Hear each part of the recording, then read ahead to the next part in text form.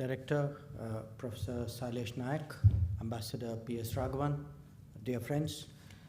First of all, let me say what a really great pleasure it is to be back at NIAS. Before I entered the room, I went and saw the plant that I planted 5 years ago. I didn't realize it had been so long. The plant has grown. I'm not sure I have,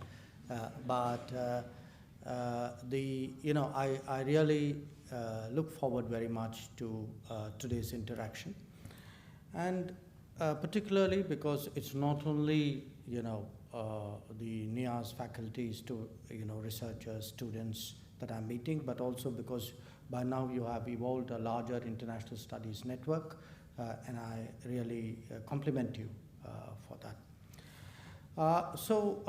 Let me get down straight away to business and start with the topic, 8 years of national security. So I'd like to explain to you why did I pick that topic, 8 years of national security. Because these 8 years actually, you could argue there have been a number of achievements by the government under the leadership of Prime Minister Modi. Many of those achievements are achievements you see every day. You saw it in a way, in the manner in which we met the COVID challenge.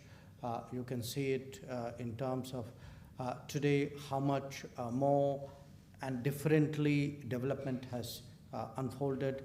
It could be in terms of infrastructure, in terms of electricity connection, water connection, housing programs the government does, the cooking gas programs, the skill initiative that they have, the girls' education initiative that they have. So there are, when you actually look at these 8 years, I could have actually pretty much picked one of about 100 subjects and said, okay, I'd like to talk to you about that today. But I chose national security, and I was very conscious of it. I didn't choose foreign policy, okay? I chose national security. And I chose national security because I feel that very often as a country, as a society, we take it for granted. And we take it for granted if you actually think what national security means. I look at it in terms of the well-being of the country and the society, in terms of protecting against the vulnerabilities that we may face, and in a sense, on a positive way, to enhance our competitiveness.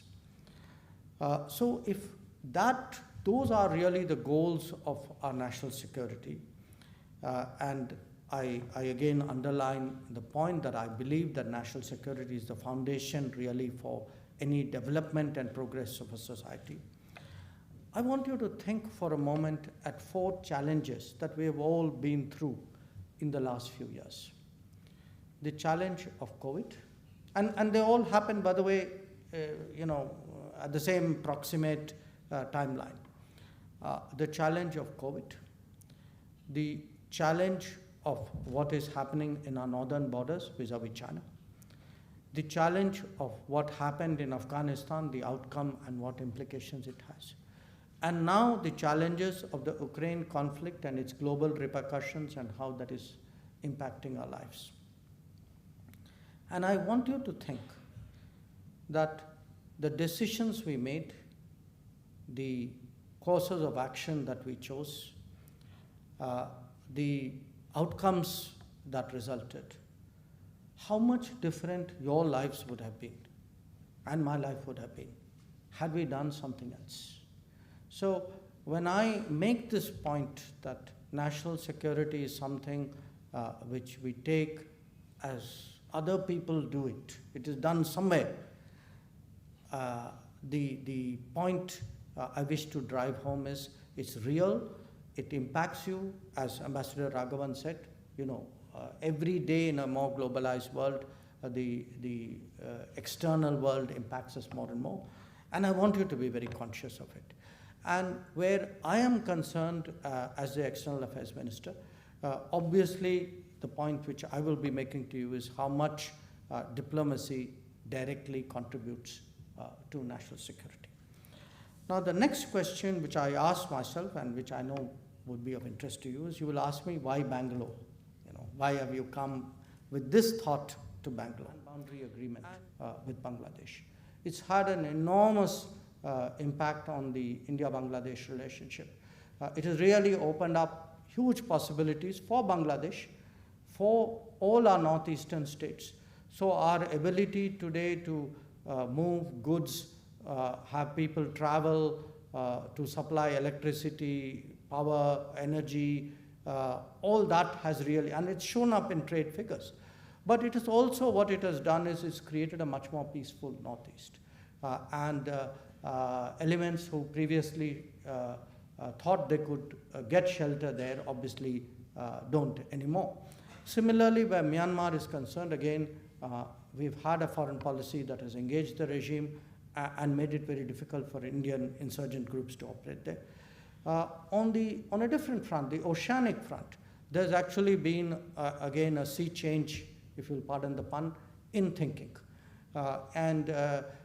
You can see today from the days when we sort of were very hands-off even with very immediate neighbors like Sri Lanka. Today you can see how much more integrated our view is of what we call a Sagar policy. With the big powers, I think we have been quite successful in engaging all of them and ensuring that our national interest is best served. It can be done in new forms of engagement, like you can see unfolding in the case of the Quad. In fact, now not one, but we have an emerging grouping of four countries on the West as well. But also in situations like Ukraine, where we have been very clear-eyed about what the issues are and what our interests are, and how do we strike a proper balance between that. We've also developed a sense of an extended neighborhood, which is the Southeast Asia, that was already developing from the 1990s, but we have taken it further, but now much more towards the Gulf and towards Central Asia. In a sense, you could say this was our neighborhood of pre-partition India, of you can say civilizational India.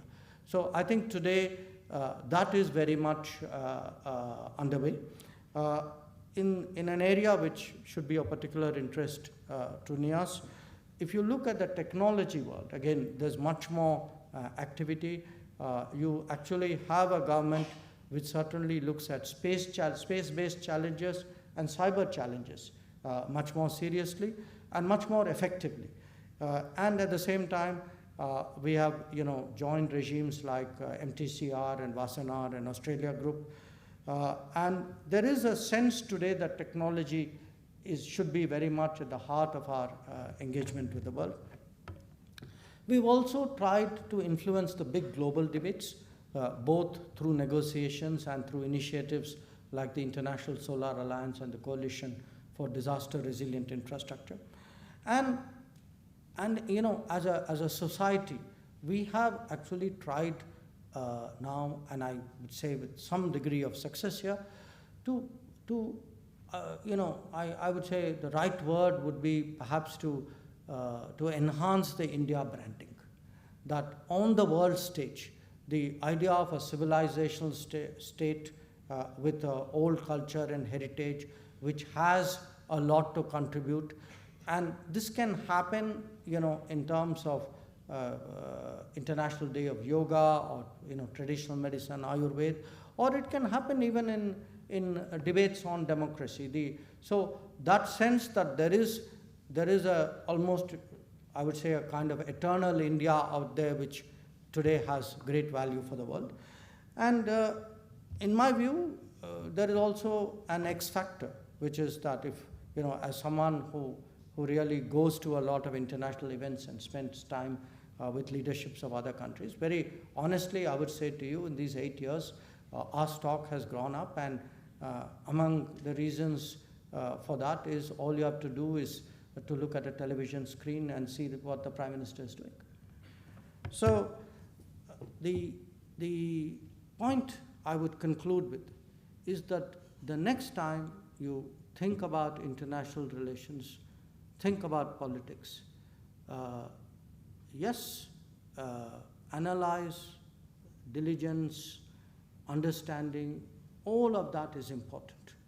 But also give weight to a vision, the ability to deliver on it, and to have a decisive leadership which makes all of that possible.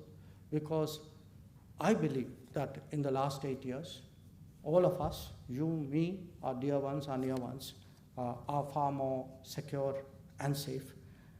And I certainly am confident that that will be the direction in which the government will continue to go. So thank you once again for your attention, and I'll be very happy to take questions.